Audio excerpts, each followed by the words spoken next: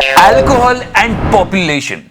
These are the two important things. And there is a connection between both of them. No, seriously. Population control bill की बात भी चल रही है, लेकिन alcohol ये भी एक बहुत बड़ा फैक्टर है पॉपुलेशन बढ़ाने में. चल बा. No, seriously. क्योंकि when you consume more alcohol, लोग ज्यादा पी लेते हैं और फिर पॉपुलेशन बढ़ा लेते हैं.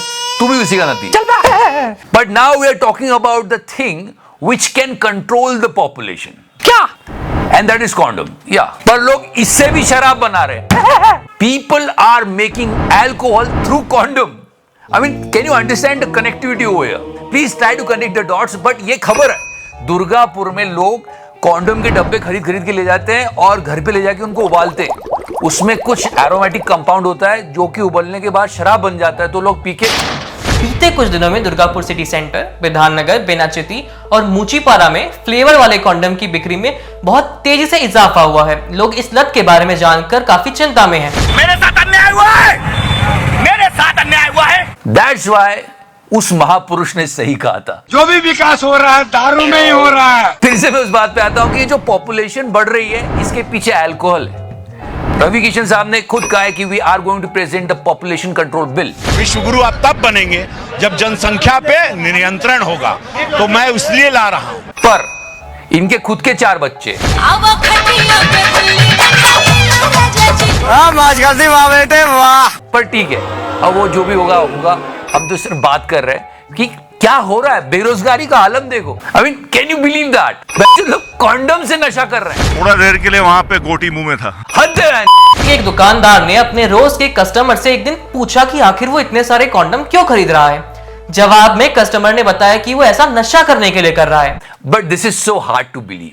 बट ये जो दारू का मार्केट है ना, ऐसा नहीं है कि सारा विकास दारू में ही हो रहा है और हमारे देश में इंटरनेशनली भी बढ़ रहा है यार. जो भी विकास हो रहा है दारू में ही हो रहा है. इंटरनेशनल इस मार्केट की ग्रोथ इतनी बढ़ गई है कि 2021 में इस मार्केट में the liquor market is worth $1,516 billion in 2021. और एक्सपर्ट्स ये कह रहे हैं कि 2027 में ये मार्केट और बढ़ेगा. The liquor market would be $1,756 billion worth. I mean, see the jump, see the difference. पैसा ही पैसा होगा. तो कहने का मतलब ये है कि पूरी दुनिया में जो भी विकास हो रहा है दारू में ही हो रहा है. And yes, if you talk about our country, we are the 9th largest consumer of liquor. घमंड है. आज संडे है तो दिन में दारू पीने का डे है. और हमारे देश में मार्केट 6.8% की ग्रोथ से हर साल बढ़ते चला जा रहा है. मेरा नाम है करोना. घर में घुस जाऊंगा, घर में. क्या बात है. और जून 2022 में तो लोगों ने इतनी दारू पी है कि दारू की कमी हो गई. मुझे भी सरप्राइज है. या in Delhi, Rajasthan and Punjab there was a shortage of liquor. खाने को रोटी नहीं है कुछ लोगों के पास और लोग दारू के लिए तरस रहे. और एक और बात, दारू पे जीएसटी नहीं लगती यार. चल बा. नहीं, दूसरा टैक्स प्रोसेस है पर जीएसटी नहीं लगती. कमाल है. रोटी पे लगती है, दारू पे नहीं लगती. But guys, do not consume alcohol. Why I'm telling you? We heard this news. Botad के कई गांवों में लोगों ने जहरीली शराब खरीदी, शराब P. They all were breadwinners from their family and they died. कई लोग अस्पताल पहुंच गए. 30 से ज्यादा लोग भगवान को प्यारे हो गए. So guys, do not consume it at all. On a lighter note, दारू पी के लोग गलत काम ही करते. इनको देखो, दीदी को. ओ दीदी. फिर इसको देखो, शराब पी के अपनी शादी में आया है.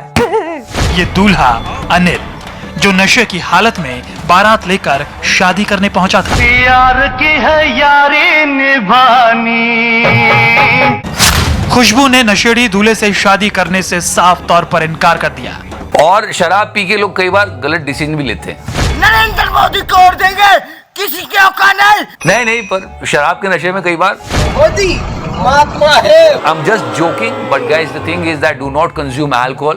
मतलब इस शराब ने तो हमारे भारतीय क्रिकेट को बिगाड़ रखा है. बिना बीड़ी के टट्टे नू आंदी नहीं. But I'm not going to leave you with the problem only. I have the solution and solution is coming from the minister. ये बस ये वीडियो के साथ आपको छोड़ के जा रहा हूँ. इसके बाद सब्सक्राइब का बटन जरूर दबाना. इन्होंने बताया कि अल्कोहल को कैसे छोड़ा जाए. बहुत बड़े नेता हैं ये. लेकिन मैंने विधानसभा में पूछा, क्या भांग खाने वाले ने कभी हत्या की? बता देना मेरे को. कभी भांग खाने वाले जो लोग हैं कभी किसी का रेप किए हो, डकैती किए हो, मारपीट किए हो तो बता देना. तो हमें जो हमको अगर नशा की जरूरत है और नशे की जरूरत की पूर्ति कैसे करें, तो विधानसभा से एक टीम भी बनी हुई है। एक नशे की पूर्ति के लिए, एक दारू को बंद करने के लिए एक समितियां भी बनी हुई हैं। तो समितियों को भी चाहिए कि भांग की ओर, गांजा की ओर हम कैसे आगे बढ़ें। तो करना, परेशान हो गए हम लोग 2.5 साल से।